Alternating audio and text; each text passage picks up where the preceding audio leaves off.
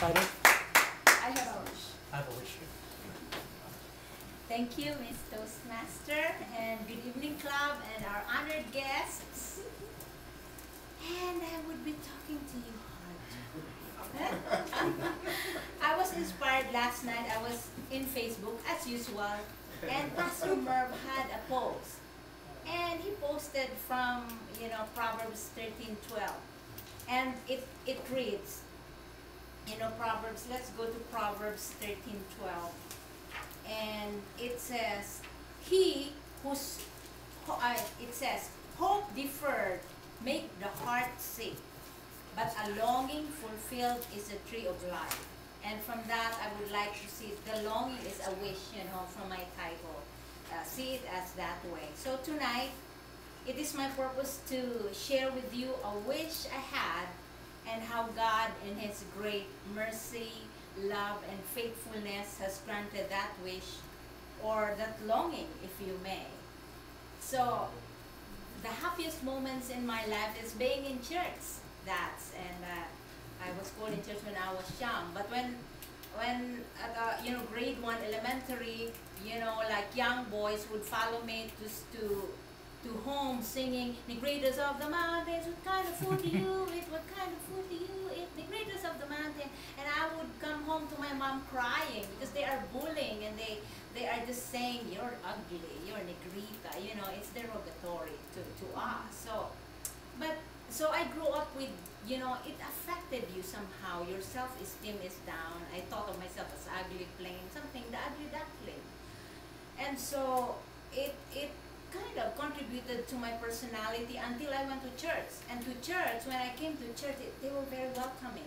I didn't know how to dance. It was the brethren, my brothers in Christ, who taught me, because they don't want to see me there like wallflowers. Linda, come, And from there, I was still shy, very shy. Pastor Bernie can attest to me. I was a counselor.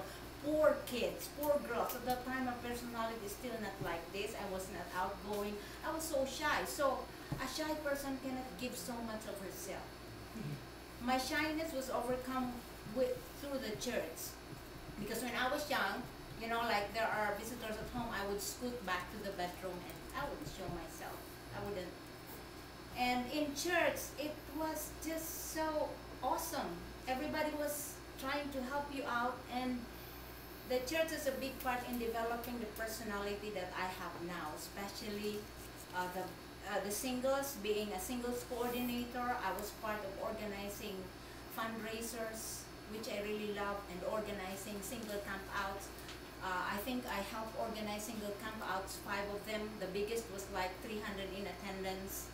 And organizing, what I really liked was organizing dances. And I would be calling all the DIs, we call them dance instructors, my friends, all of them will become friends. And the thing that changed also my outlook in life was that when I traveled, really traveling broadens your outlook in life. Because I was thinking I was plain, and then when I went to Europe on my own, that was for 2 months on a backpack. And I was having a second look, and and they were, they were giving you, like, of course a lady knows when she is attractive, So I said, I'm not that plain. So, and then I traveled, and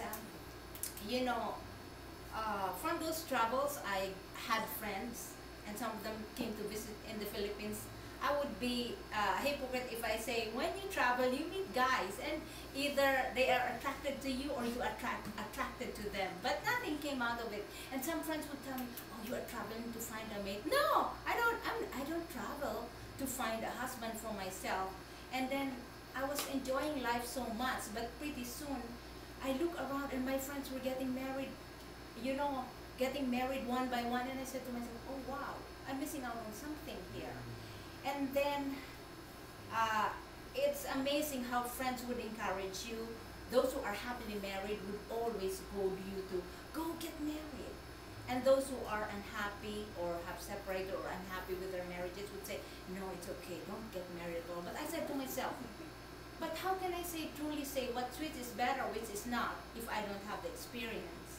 So you know, I'm already getting on age, and when you go on family reunions, the aunts, the uncles, your cousins would always tease you. So, when are you getting married? The culture is different here in America. People don't bother you with those questions. But in my culture, that's a big deal. Why are you not married yet? And then I would tell them, go ask my dad in heaven. But, you know, ever since in church, it's always been like this thing weighs on me. Do not be unequally yoked with unbelievers. So my prayer was, Lord, have you forgotten about me when I was around in my 40s? And, you know, have you forgotten about me? But I only asked it of God once, and I didn't repeat it of me, because I was thinking to myself, God has, God's faithfulness in miracles, big and small. I had my big C's and my Jordans in my life. And I said to myself, in such a thing like marriage, why will not God, you know, be involved in my life? So I let it go, and I just keep busy and just being a good friend to people. Not that I'm lacking for admirers. Those people, if I would be mercenary, I would be milking, because they were offering me, Linda, especially when I go abroad and they know the Philippines is poor, they would be offering me money, and they sent money to me. I said, no, stop it. And I also have rules in dating.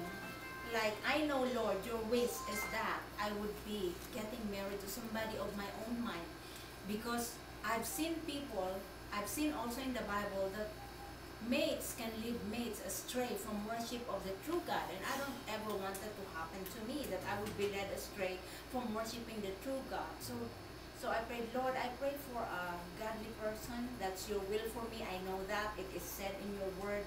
And so I was operating with my relationship on that premise. As far as I know, I haven't dated any non-Christian, because why would I be tempted otherwise? Why would I tempt myself? I dated, I think, 2 which are not from church, but they are Christians. And it's not that, you know, like, for lack of, how would I say this? There were, you know, friends, male friends, which I'm very thankful, because God gave them to me, so my personality could be made whole. But, you know, as a single, you would go on dates and you would say, is Lord, is it the one? Is he the one? But then, oh no, you know, is he the one? And then in the parking lot, sometimes, what am I doing here? I go with this person, and then I don't love this person. Why would I encourage it? So I have a rule with dates, especially the dating in America and the Philippines is very different. I have a rule, like, I go with a person 3 times if I don't really feel something for him. Why would I let a person spend so much on me? It's just a way of being, you know, giving to a person. Hey, you know, I know you want to get it further, but it's just not the way on my end.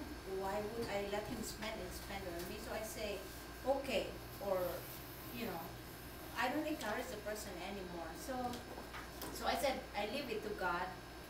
And God, you know what I need. My physical father knows, wants me to get married. My mom says, no, you're okay, you know, daughter. Because she already lost hope. I'm getting married. You know, I'm already old. So I said, okay. And when Javier told me, can we graduate from being friends to courtship, I said, okay. Lord, and so you asked the question again from God. Is he the one? Is this really the one, Lord? Because to be, you know, you have to be sure on the guidelines that I asked from him. I asked a godly man, and that would not make me astray from the true worship. And so I said, Lord, is this it?